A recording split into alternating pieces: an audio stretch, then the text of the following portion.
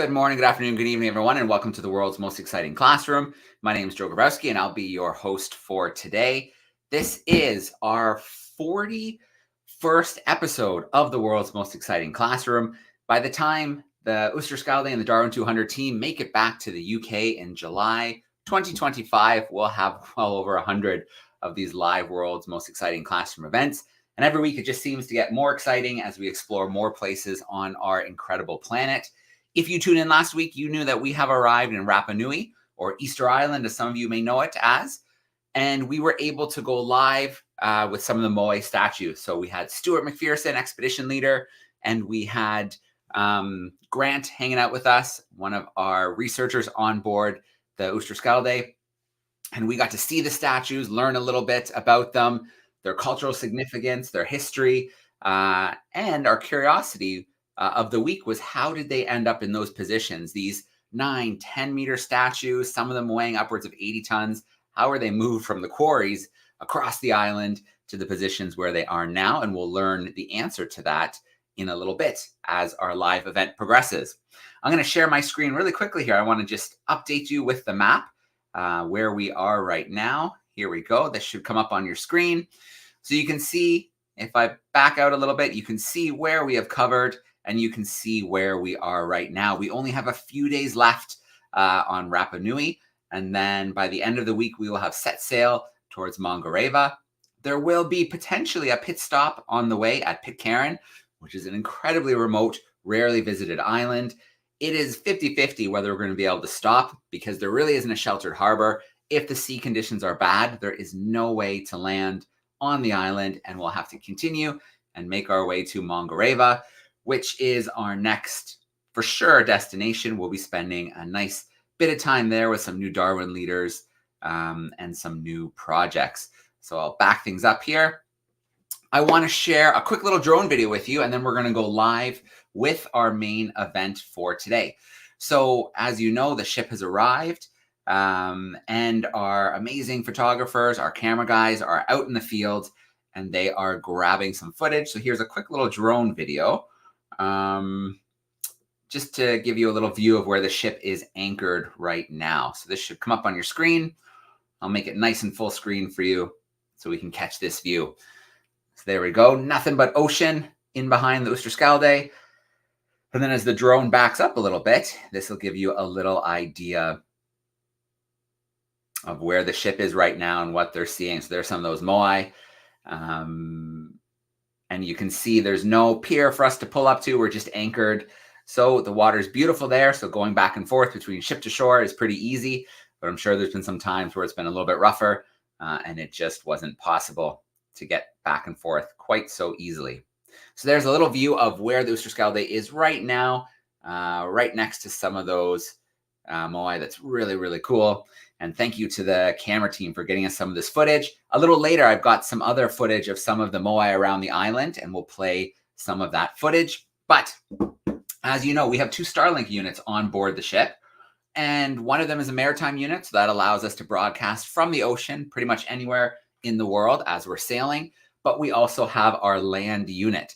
And when we visit places, we try to get it out into these remote spots and connect live from the field. A couple of weeks ago, we met Jut Wynne. Jut is an amazing biologist. He's a scientist. He is, well, I've probably been hosting him for probably getting close to 10 years now and sharing in some of his adventures as he explores around the world of cave invertebrates and other species found within. And so he has been running all around Rapa Nui with his team, and they are getting into those caves. They're getting onto the sides of cliffs, and they are collecting some specimens. They are making tons of notes, tons of observations, filming, getting great photos, which are being updated on my WhatsApp every single day. And they have one of our satellite units right now. They are in a cave on Rapa Nui, one of the most remote places on the planet. Let's get Jut in here right now. Hey, Jut, how are you? Excellent, Joe. Good morning, everybody. Good morning. It is so cool that we can do this, Jut. You are in a cave in one of the most remote islands on the planet, and you may as well just be in my living room. It's that clear right now. Hey, and I was thinking about this too while you were introducing me. I wonder if this is the first time that a Starlink has been used in a cave. It's entirely possible. It's entirely possible. Because that's where we are. We are in a cave right now. And here I can even show you. It gets darker in that direction. Yeah. And then we go over here. And it gets darker in this direction. And you see these walls here. These walls were actually built by the ancient Rapa Nui. So we are not only in a site that contains biodiversity. This is one of the most important caves on the island, but we are also in a cave that is rich with cultural and archaeological history of the Rapa Nui people. Awesome. Well, Jut, why don't you take over for a little bit? Introduce us to some of your team. Let us know what you've been up to. Show us the surroundings. We are pretty excited. Okay, so first and foremost, the most important team member that we need to introduce right now, Te Pahu.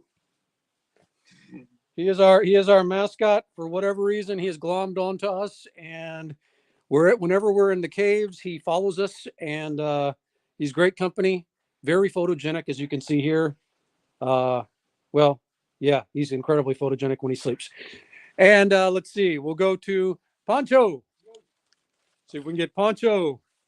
Where are you, buddy?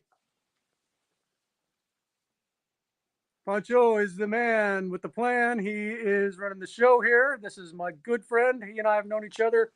We worked together first in 2016, and we got the band back together. So Pancho's here. Pancho works for the indigenous community here that manages the national park. Pancho, do you want to tell them anything about what the work that you do and why it's important? This study is good for the island, for the economy, for the children. Make science in the middle of the ocean, in the neighbor of the world. Yes, sir. Excellent. And Pancho just touched upon something that's very interesting that we learned while doing this work. Is there are Rapa Nui names for crickets. There are Rapa Nui names for the isopods, the terrestrial isopods. Some of us will know them as roly-polies. Excuse me. But we do not have names for the springtails or the book lice, which are also known formally as Socopteran. So what we're going to do here is, working with the local community, we're going to reach out to schools, and we're going to have the Rapa Nui kids come up with Rapa Nui names for those animals. And these will be general names. For example, the roly-poly here is known as Ahu Ahu. No, ¿cómo se dice? Not Ahu Ahu. The roly-poly. Hahu Hahu. Hahu Hahu is the roly-poly. And what is the cricket? Peretei. Perateki. Peretei. Peratei. So we have those two names, but we don't have a general name for those other two animals, the Columbella and the Socopteran. So let's just kind of jump right in here in terms of what we're going to do. And if y'all give me a second, I'm going to switch the direction of the camera so I can see what I'm doing while I am. Oh, that's not good. Let's see what happens here when we do this. No. Okay. Well, that's we don't want that. Oh, here we go. That works. Let me go ahead and close this. And I think this is working now. Yeah. Okay, great. So here we go. This is how we set everything up. What we are doing here, in addition to looking for endemic insects, and the reason why we're looking for them, we know that they're here. We described them about 10 years ago. We have 8 formally described endemic insects that are known to caves and other remote parts of the island. This is one of the most important caves for conservation and protection, because this houses 6 of those endemic insects. And what an endemic animal is, or plant is it's an animal or plant that occurs in one location and no place else in the entire world. So they're very important for conservation. So what I'm showing you all here, these are ferns. These are endemic ferns, and they occur quite frequently in cave entrances. You can see here the extent of them. There's some that have died off. We believe that this is because it is winter here, and so when the rains come and when there's more moisture, that we will have more in this area. And so what we're doing here is we're doing two things. First, we're monitoring somewhat in that we're coming in here and we're looking for these insects again. So we're going in here and we're collecting, and I will demonstrate that here shortly. But what we do is we look very closely, and here's a roly-poly, a hahu. Don't know if you can see that or not. Yeah. But we're going through here and we're looking for the endemic insects. We're collecting them. And when we put them in these vials, very complex process here. You use a watercolor paintbrush and a vial, and you collect them, you put them in the vial, and then you label the vial, and then you move forward. Another thing that we're doing in addition to this is because we want to be able to evaluate the habitat to make a determination whether or not these animals should be listed as threatened, endangered, or not threatened at all. The way that we do that is we have to collect additional information. And what that additional information entails is, for insects, it's very difficult to determine how many individuals of a given species exist. It's very difficult, as you would expect. How would we count all of them here? It's not like counting elephants, which is quite easy by comparison. So what we do is we have to do something we call it by proxy. So we use another metric to figure out how to evaluate the extent to which these animals could occur in the wild. So what we're doing is you see this pull tape here. We take this pull tape and we are using a laser distance finder. This is the highest tech piece of equipment that I have on this trip. And we measure. And we go along this line and we map what we see here. We map this clump. We map this clump of ferns. We map this. We map this here. Then we map all of this here. And what you have, once that's done, is you have a map that looks like, let me make sure I got the orientation correct, like this. And this is our map. I just put the finishing touches on this morning. Here's another example. And what we have is in addition to having the map itself, we want the raw numbers, right? Because we want the data. This is the raw numbers. So we take this, and you can see that I am not a very good artist, but I am very good with Adobe Illustrator. So what I lack in drawing in the field, I can make up for it when I use a computer, and I will make these maps here look very pretty once I have the opportunity to bring them into another platform, into a computer platform. Let me go ahead and introduce Sebastian Baccarati. He is from Rapa Nui. He is also a very talented artist. And what he is doing here is he is drawing one of our endemic insects. So what we've been talking about is the importance of art in connecting people to the environment. And I will hand it over to Sebastian so he can explain what he is doing and why it's important and what the future holds for promoting the importance of these insects. I'm doing a drawing of our insects, our endemic insect. This is one. We have photo of this. This is the photo. You can see it's not clear, the photo. So I had to imagine sometimes the form of the insect. I use this is for the form, but I had to use this. This is the insect, and I had to use this, and I had to mix for the drawing. It's very important for us, the drawing and the detail, because the detail you can imagine how is the insect. This insect is very small, very small. It's very difficult to our eyes to look this insect. I live here and never saw this insect before, just now, so just for the study. So now it's very important for us, for Rapa Nui people, to know how is the insect, how is our animal, endemic animal. And so just to further explain what we have here, these are called columbella, Yeah, aluminum. also known as a springtail. And what you can see here, this is its springtail. And as Sebastian has indicated, they are about this big. They're about 1 to 2 millimeters in size. They are incredibly small animals. And they're very important. I'm going to spin the camera around here. They are very important for a number of reasons.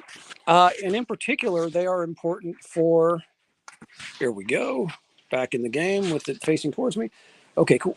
They're very important for agriculture, for example. They can use them as a indicator species to evaluate the health of agricultural fields.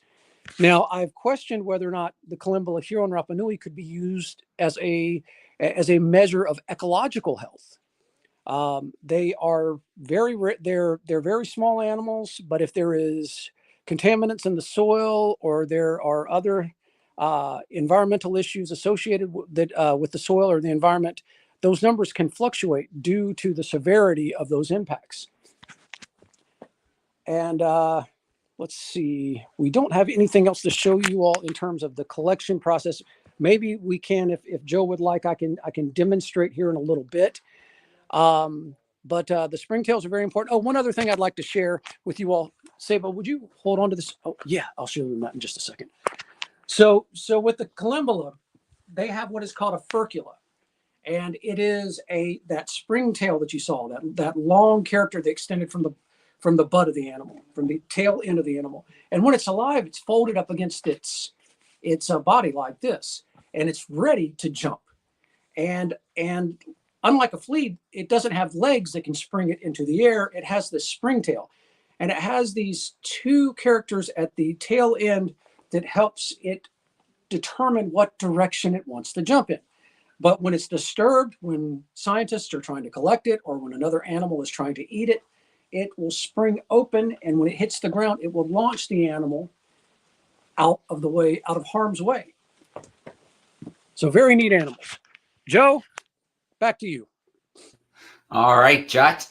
So you've been out for almost a week now. How many sites have you visited? Let's see. How many sites we have visited?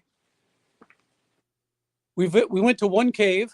We sampled one cave, and we visited six caves so far. We visited one cliff and 6 caves. And the plan is today we're going to wrap up one last cave. And then, we're going to wrap up one cave that we've been working on for the past 2 days. And then we're going to shift to another cave. And depending on our progress associated with the end of the day, we are going to try to visit 2 more caves. All right. And then if you had to guess, how many specimens do you think you've collected so far? Nearly 200. Wow. And are those only endemics, or I know there's invasive species as well? Do you collect those, or you're just looking for the endemics? Well, the what's at issue when you're dealing with very small animals, you have to be thorough. I can look at some of these isopods and think that, oh, I know that's exactly what species that is, and sometimes I'm right, but sometimes it's a little more tricky. So to err on the side of caution, we collect everything. But we are focusing on the columbella and the two endemic isopods. That is our goal. And then there's also another Socopteran that we're looking for too. I will need to go through the specimens more closely, but thus far I do not think we've collected that one yet. All right. I'm going to put my camera back on here, Jut, because I think we should do some questions. So we've got lots of classrooms tuning in via YouTube. Don't be shy and send us in some questions. And then we have a couple camera classrooms hanging out with us. So I want to check in with some of those camera classrooms while we wait for some YouTube questions and see if they have some questions for you out in the field, Jut. So let's go to Alberta first. Mr. Bedard's hanging out with us. He has a virtual crew with him today. How you doing, Mr. Bedard? How's your crew? I'm awesome. We're awesome. Thank you so much. Thanks. Great to see you, Jut. This is incredible, the technology. We're in Calgary, Alberta, and you're in the middle of the Pacific Ocean. So we have a question about how long do you stay in the caves and what risks are there in the work you do? If you could summarize, I'm sure there are many, but Well, top obviously, 3. in terms of how long we stay in the caves, in these caves, typically a couple, 3 hours at a time. Okay. As you can see here, these caves are, because they're lava tube caves, they have multiple skylights. These are basically, this is so when a lava tube forms, when there's molten lava, much like water, travels down the path of least resistance, typically within a drainage. And what will happen as the lava on the roof will cool first. And so forming the roof, and the lava will continue to flow and drain out. And what we have here, because we're in lava tube caves on Rapa Nui, there are multiple places where the ceiling collapses. We call it a skylight. And this is the rock that fell from that part of the lava tube. Over there, you might be able to see the light in the distance there. That's another entrance. So with these caves, these are quite open. So even though we are underground, we have access very quickly to the surface. More so from the perspective of, if you need to use the bathroom. When you are working in a cave, in other caves that I've worked in, we have to haul everything out. And that means whenever we have to go to the bathroom, we have to put it in containers, and then we have to haul all that waste out of the cave. These very easy by comparison. In terms of the hazards, there are collapses. There are rocks that can break loose. I was doing something very benign yesterday. I was laying along a rock slope like this here, and I was collecting in the ferns. Well, the rocks underneath my feet gave way. And how many feet did I roll? Probably 10. Yeah. 10, 15 feet. I tumbled down the hill. And here we go. Sorry that happened. Jeepers. Yeah. No, it's part of it's just the way it works. I've when I was working in a cave in northern Arizona, I was walking along the edge of a 40-foot drop, and the same thing happened. The rock slid underneath my feet, and I almost fell off a 40-foot cliff. Probably would not be here today. But it's just part of the job. Thank you. Honor speaking to you. Thank you for your research. My pleasure. Right. Thanks for joining us. Great questions from our Calgary crew. We're going to go away from Calgary down to California. Miss Barha's crew is hanging out with us today. How are we doing today, boys and girls? All right. Does anybody have any questions for Jut? Come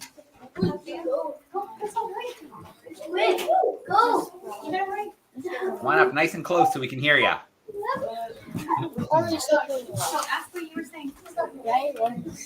Did the insects you showed, do they live in water? They do not. Right. But there is one that can do very well in the water. It actually the water surface for an extended periods of time. Sorry, Jut, you broke up just a little bit. Can you repeat that for us? Oh, Joe, you can't hear me? It's not too bad. We lost a little bit of it. If you just want to repeat that answer for us. Okay, I'll just hold the camera. So what I was saying is that for these particular insects, no, they do not occur in the water, but there are species of Columbella springtails that are able to exist on the water surface. They don't live there full time, but they can spend a fair amount of time on the water surface. All right. So Mr. Deneen's class is joining us. I believe they're in Virginia. and they would have two questions. When you Hey, Joe, I lost audio. Oh, okay. Nothing? Let me see if I can get Jut a message, see if we can get his audio back. Let me check my audio too. Make sure it's still turned on. Yeah. Mr. Bedard, just give me a quick wave. You can still hear me? Okay. You can still hear me? Okay. But yeah. his Okay. mic was working. Okay. Let me see if I can get Okay, I heard whoever is speaking now. How about now, Jut? Can you hear me? But I cannot hear Joe. Oh, okay.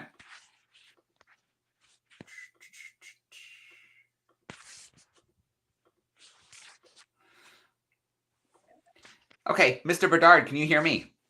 I can hear you clearly. That's so weird. Okay, I can hear you, but I cannot hear Joe. That's so Joe, weird.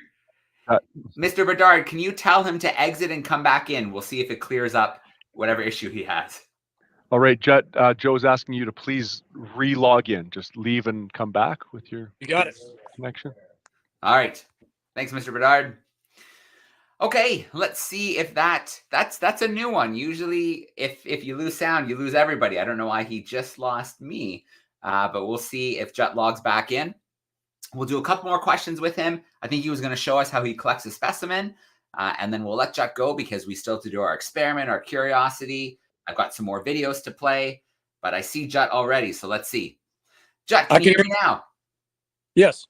Okay, that's weird. That was selective that it was just me.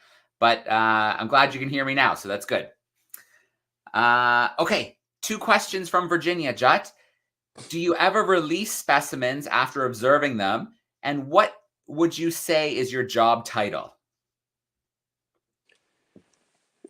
In terms of releasing specimens after we observe them, when we work with bats, obviously, let me get a better, try to get out of some of that sun there. When we work with bats, obviously we release them once we have examined them. We also, when we're dealing with larger bodied invertebrates, sometimes we are able to identify them in hand. And if that is the case, then in some cases we will release them after we examine them. For example, when I was working here the other day, I identified a few spider species, which I was able to identify 2 species. And in which case we did not need to collect them. I could just simply document that we had them. So I would just notate that that species was present at this site. In terms of my job title, I would say that I am a conservation ecologist. That is my primary gig, and that is to collect data and information to help preserve what is left on our planet. All right. Perfect.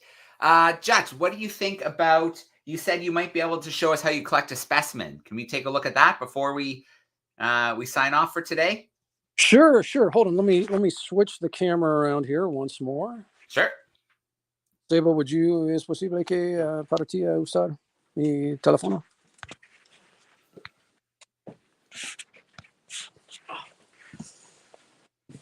Okay.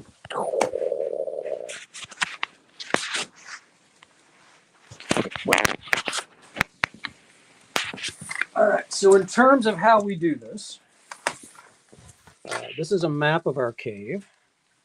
And this is the cave that we're in now. This is exactly where we are precisely at this moment. Oh, let's go, if we can go this way with it, please. And this is where we are right now. And I'll just show you the information that we collect as well. This is our invertebrate sampling form. This is our general ecology form. So we have to be very organized in the field. If we are not, we're not as productive as we would like to be. This is how we fill out these forms each day. So we know exactly what we saw. We have all this information in terms of where we are, what the name of the cave is, what the coordinates are that are related to the place where we're sampling. This is just general information about the animals. And this will be the more precise information about the animals. This describes the method in terms of how we collect.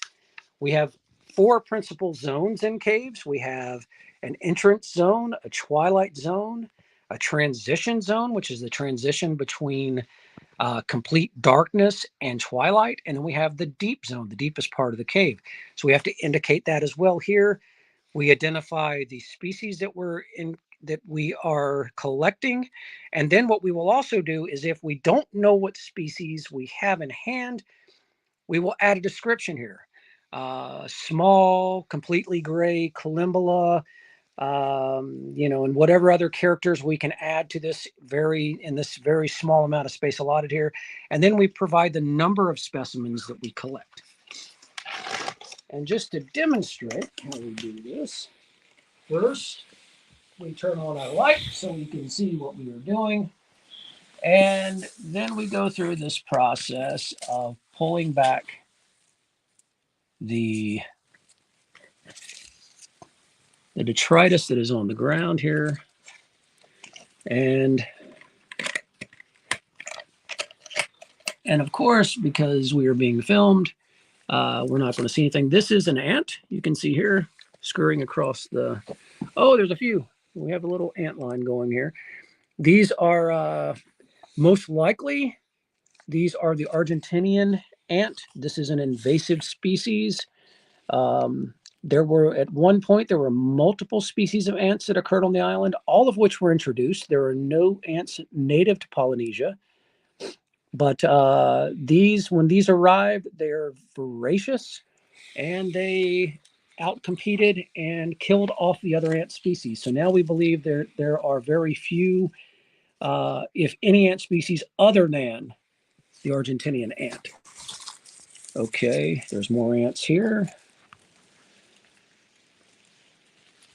And this is just the process. And it is a very slow process. You have to be very patient. Oh, let's go lengthwise with this, please. You have to be very patient, and you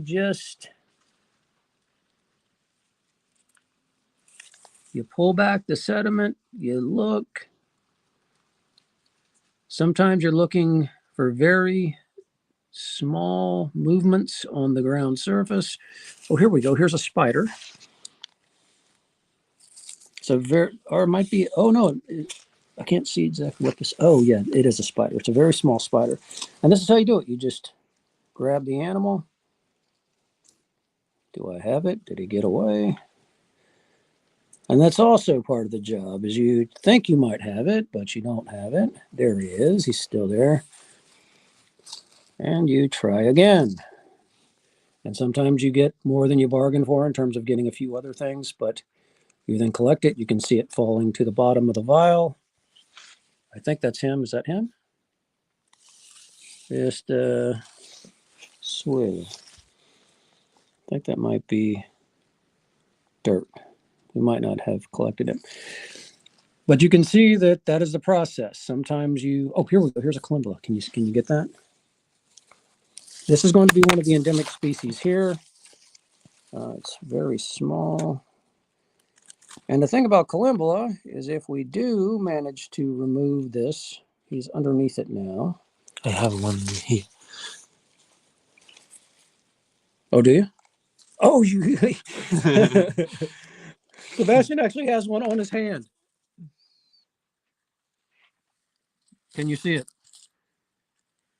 It's going up his sleeve. These are... yeah, really small. Yes, they're very small animals.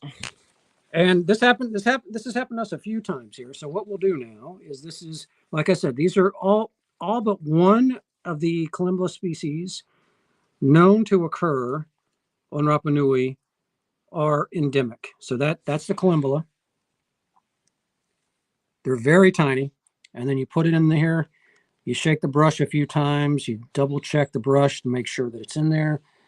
And then you see if you can see it falling to the bottom, just to ensure that you indeed did collect it. Oh no, see, this is why you have to be very careful. It did not come off the brush. Do it again. Did it come off this time? But this is the process. It is a very slow process. We often spend an hour per site when we're collecting. And because there is two of us, that gives us 2 person hours. So we have So Sebastian and I are collecting. So we have 2 people collecting for 1 hour. That means we have 2 hours of search time.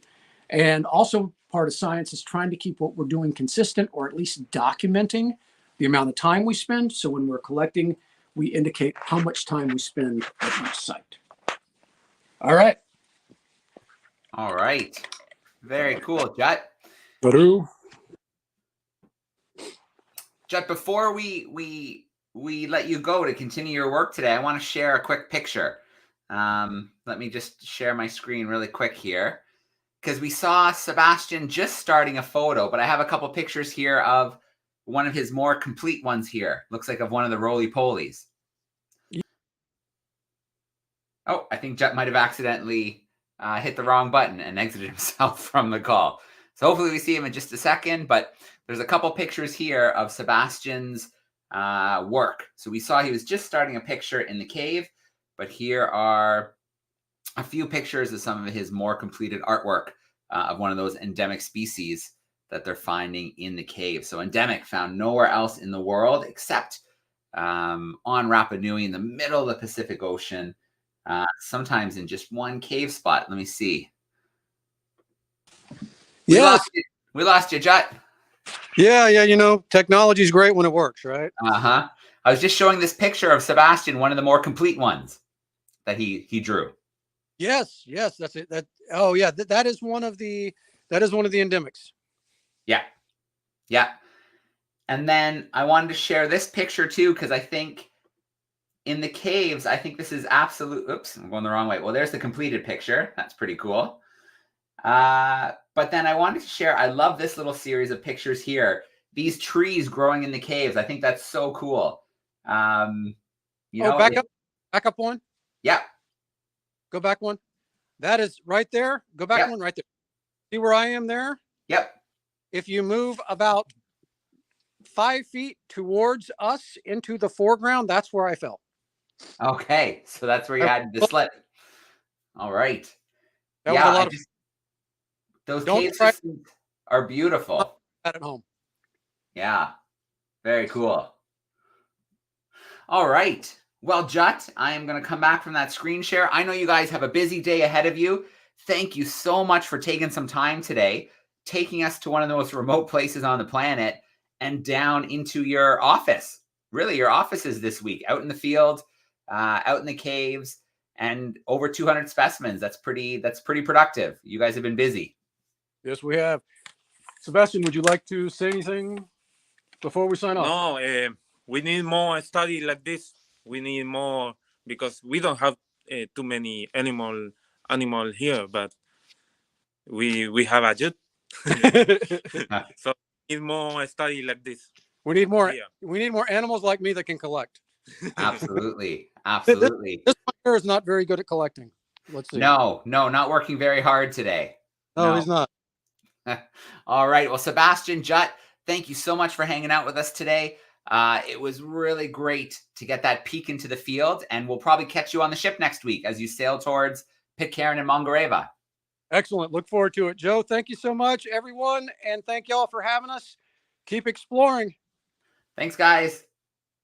Have fun out there. All right. Very cool. It's always great when we get live into the field. A few weeks ago, we were live running around the Galapagos. The last couple of weeks, we've been on Rapa Nui. It really is amazing the way technology can bring the field right to classrooms all over the world. Now, I made a little Kahoot quiz while they were presenting, and I think it is time that we play that Kahoot quiz together. So I just need a moment here to open it on my end. I have to take out those pictures that I was just sharing, those great photos of Sebastian, and I'm going to replace it with our quiz. All right. There we go. This should turn on to our screen now. So remember, if you are joining us in the classroom and you have devices at your seat, like a Chromebook, or a smart book or something like that, you can join us that way. Oh, that's gonna share. Let's try that one more time. Oh,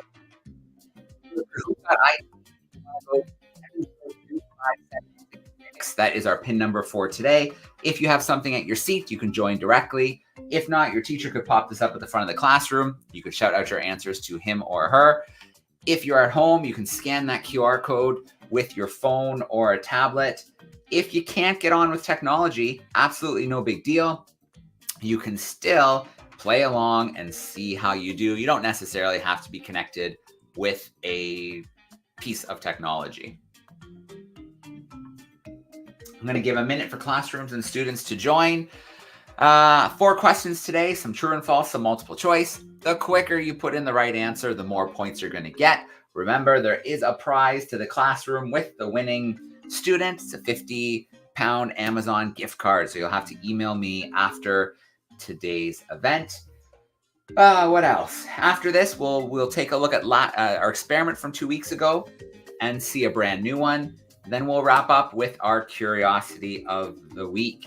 So yeah, we went a little long hanging out with Jut and Sebastian and their 4-legged assistants in the cave. But how often do you get to connect from a cave on Rapa Nui? So I'm really glad we were able to do that thanks to our Starlink connection today. Okay, I think things have slowed down a little bit. So I think we better get this going because we still have to do our experiments and sign off after our curiosity of the week. So here we go. 3 seconds counting in, and then we will be playing a little Kahoot. So true or false? An endemic species is found all over the world. So we talked about this a lot today. Is it true or false that an endemic species is found all over the world? True or false? You've still got about 10 seconds to get your answers locked in. True or false, an endemic species is found all over the world.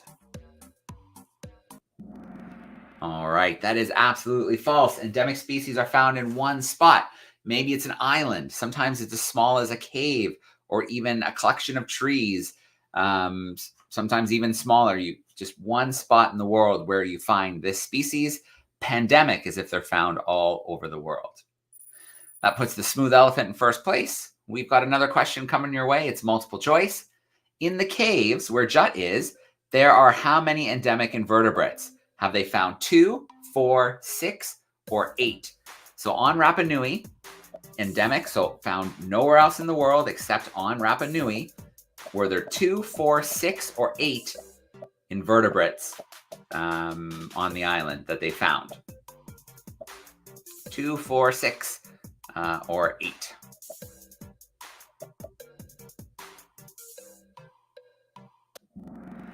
All right, a little bit of a mixture.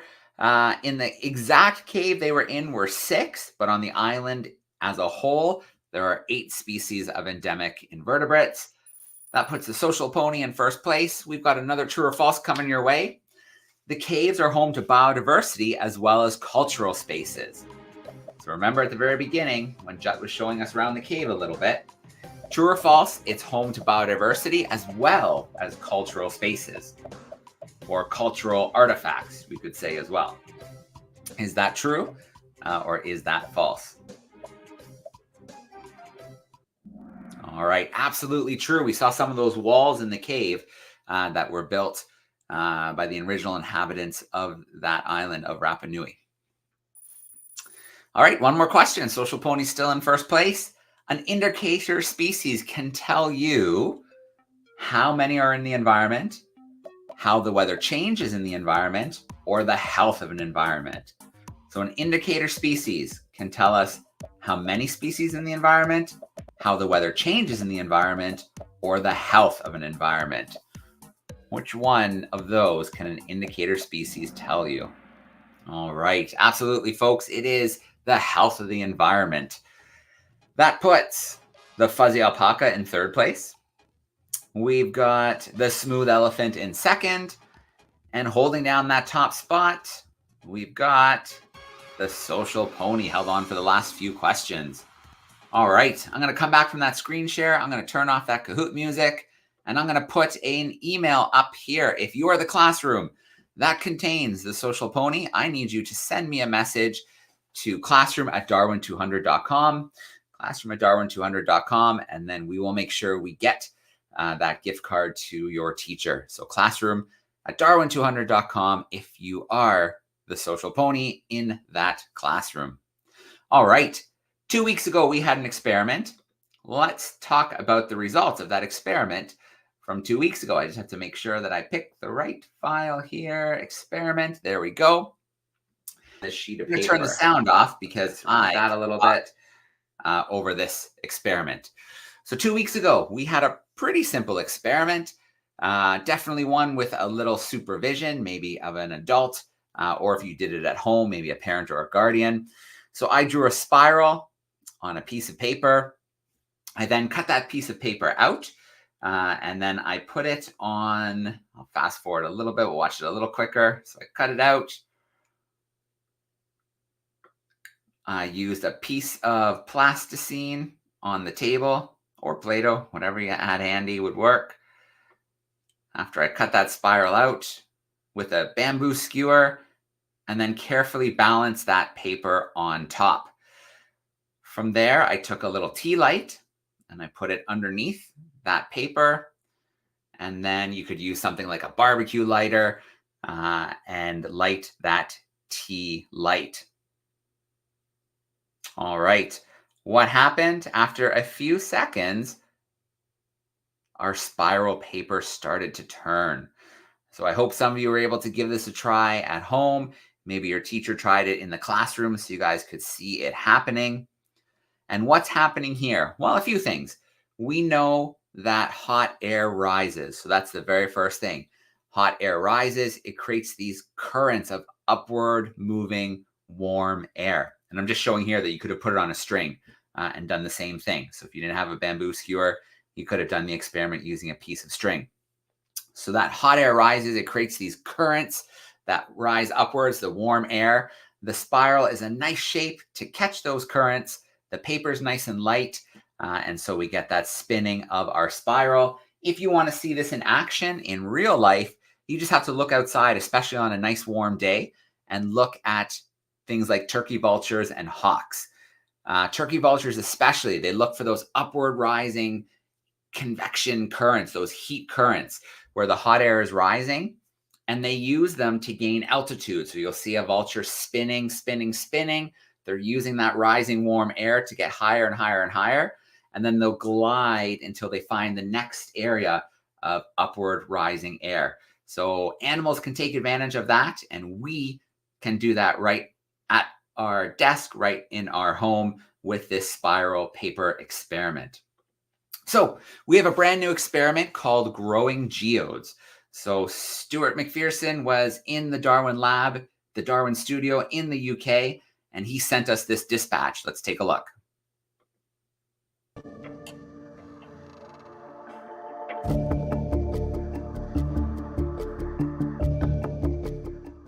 Geodes are holes within the underground rock in which beautiful crystals form. Geodes form because minerals dissolved within the groundwater percolate into the cavity and slowly accumulate on the inside of that hole, forming those crystals, often over millions of years. Amethyst crystals often grow within geodes, as you can see with this example here. All of these beautiful crystals have grown inwards into this hole in this rock that once was deep underground.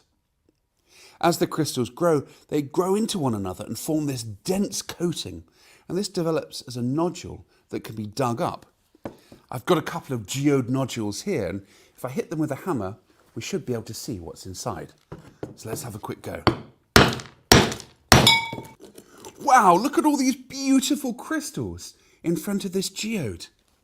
Who would have thought all of these beautiful white crystals were inside what looked like an ordinary rock? It's pretty amazing to think what could be hidden underground. You can grow your very own geodes in your classroom or at home. It's a slightly different process to how they form, but nevertheless it shows how these beautiful crystals can develop. To grow your own geode, all you need is a bag of alum. This is available in supermarkets as well as online.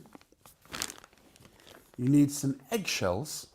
You have to be really careful in creating these. What you need to do is boil an egg or two, and with the supervision of a responsible adult, very carefully cut the egg in half lengthways. I used a bread knife with a slight sawing action to slowly cut into the egg.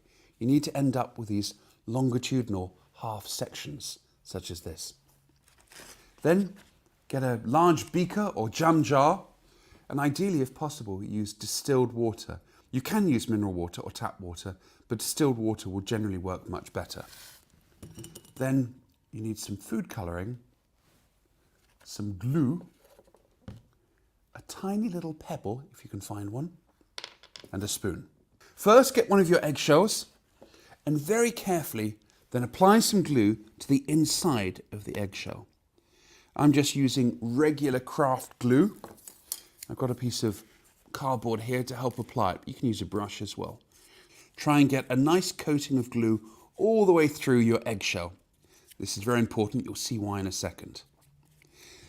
Then get your little pebble and apply a little bit of glue to your pebble. This is really important because you're going to need your eggshell to sink.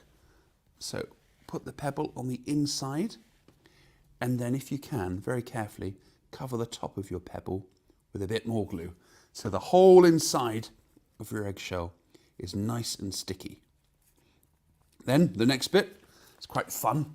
You can get some of your alum and you have to sprinkle this very carefully all the way through the inside of your eggshell. You've got to get a completely even coating of alum all the way through. I'm just jiggling it around a little bit and hopefully, yep, there should be a nice coating of alum all the way through that eggshell. This is really important because all of these little particles of alum will form the focus of the crystals that you're going to grow. Next, you need to get some warm or hot water and dissolve as much alum as you possibly can to make a saturated solution. A saturated solution means that no more alum will dissolve. I'll just keep mixing this until no more will dissolve inside the solution. I think you can probably take a little bit more.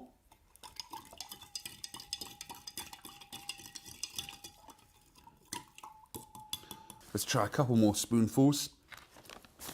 And I think our solution then should be saturated. There we go. I think that's about as much as we're going to be able to dissolve in that amount of water. The next bit is optional. You don't have to apply a food colouring, but I would recommend doing so because it'll make your crystals even more beautiful. I'm going to use purple food colouring, so my geode looks a little bit like this amethyst that we saw earlier. So let's put in a few drops. There we go. We'll give that a mix and make that nice and purple. When the glue on your eggshell is completely dry, which generally takes about 24 hours, you're then ready to put your eggshell into the solution of alum. Then wait a few days and see what happens. You should start to have crystals develop on the inside of your eggshell. Join me in 2 weeks' time to see the results of my experiment here, and send in photos of your geodes as they grow in your classroom or at home. Email them to classroom@darwin200.com. Good luck, and thank you for taking part in growing your very own geode. All right. So there we go. You have 2 weeks to try that in the classroom, try it at home, and then we want you to send some pictures into classroom@darwin200.com. We'll have some gift cards for some classrooms who do send in those photos of growing their own geodes. So you have 2 weeks to get that started. Stu right now is back in the UK and we'll be filming over the next few days new experiments, new answers to experiments, new curiosities of the week. And so we'll have a whole bunch more coming your way as we continue along with the world's most exciting classroom. Our curiosity of the week. 1 week ago, we saw those amazing moai, those statues, 9-10 meters tall, weighing upwards, some of them 80 tons. How did they move them from quarries on the island all the way to the other side of the islands? Well, we had some great guesses come in from our students, and Stu sent us an answer here from the field. So let's take a look at that answer together. Welcome back everyone to Rapa Nui. Last week I asked you, how do you think the people here on Rapa Nui move these spectacular moai, these amazing statues? Well, I have my friend here, Cesar, who will help explain. Cesar, ¿cuáles son las ideas cómo se pueden mover los moai? Bueno, de partida nos damos cuenta que el moai es una figura, ¿cierto?, que representa a un humano. Yep. Y vemos las dimensiones tremendas que tiene este moai. Por lo tanto, el transporte es muy difícil de asegurar cómo fue. Hay muchas teorías. So there's many theories to move these enormous statues.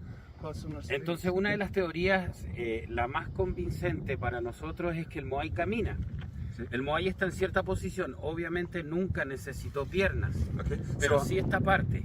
Okay, so our friend is saying one of the most convincing ideas, of the many ideas, is that the moai would walk. How would the moai walk? Come on. Bueno, el moai se bajaba de la parte alta, ¿cierto? Se deslizaba por decantación, caía en un orificio previo, se erguía el moai, quedaba de pie, ¿cierto? Y luego con cuerdas lo tiraban, lo amarraban desde aquí en las partes firmes, y tiraban y el moai caminaba, hacía como esta sensación así. So, the people would excavate the moai up there in the quarry areas. They would then slide them down the hill. Exactly. The curvature of the hill would make them stand up, and then our friend was saying they'd put ropes around and then move them like walking. Okay. Then they'd slowly move them along across the island. Pero las otras ideas? Bueno, hay otras teorías también. There's other theories. Que es cierto, madera puesta en esta posición. So a wooden frame. Luego con cuerdas ponían el moai acá abajo y ponían y empezaban, levantaban y el moai avanzaba. Okay, so they'd make a wooden frame that would kind of move, and the moai would slip underneath them, like that, okay? Así, y levantaba y avanzaba el moai. Levantaba y avanzaba el moai. Wow, okay. Esa es una de las teorías. La otra dicen que puede ser a través de estos troncos que puedan ser rodando, ¿verdad? Como rolls, ¿verdad? Another idea is that have big wooden logs that would roll, so they'd take one from the back of the moai, put it to the front, push it forward, and then do it again, and keep moving them. Yeah. Pero es descartable porque no hay mucha vegetación en la isla, no hay mucho árbol firme. But there's not many big trees on the island, so there's not a good source of the big roller trees. Claro. Y la otra teoría que nosotros también tenemos, que era a través del poder del mana, un poder mental intangible. So another very important belief here, and a traditional belief, is that the people would use a mental power called mana.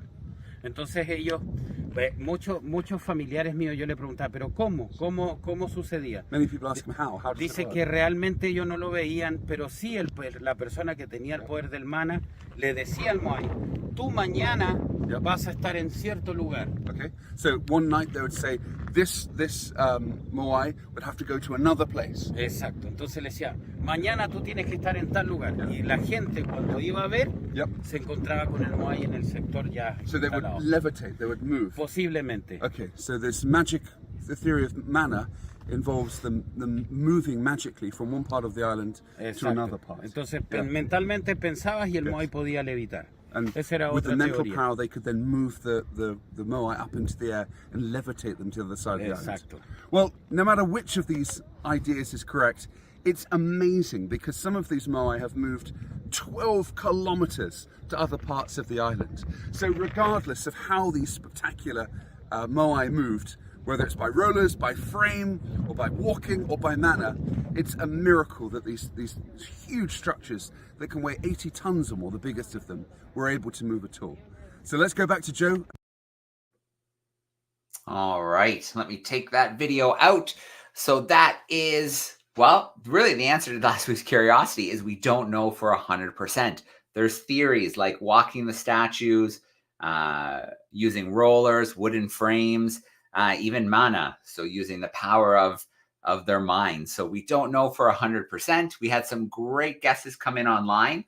Mr. Hancock's class thought they were using pulleys and cylinders to roll them along. Miss Robinson's class in Toronto thought maybe simple machines, levers, and ropes Maybe they made a wheel from rocks and planks. And then let's see, who am I missing here? Evan T sent in wooden roller. So all great theories and all ideas for how this might have happened. But the truth is some things are still a mystery to us, and we don't know for 100%. Our curiosity for this week is an interesting one. I decided to use a piece of technology for our curiosity.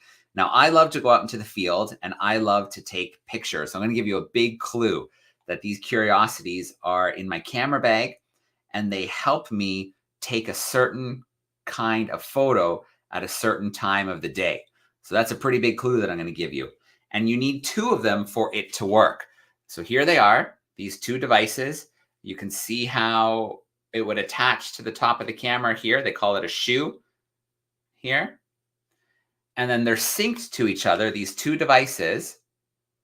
And they help me do something at a certain time of the day to take a certain type of photo with my camera. In fact, I'll even give you a tiny little clue that it's not during the bright sunny part of the day that these things come in handy, these 2 pairs of tools. So our curiosity for this week is a piece of technology, I guess 2 pieces of technology that work together to help photographers take pictures in certain conditions late in the day. So that is our curiosity for the week.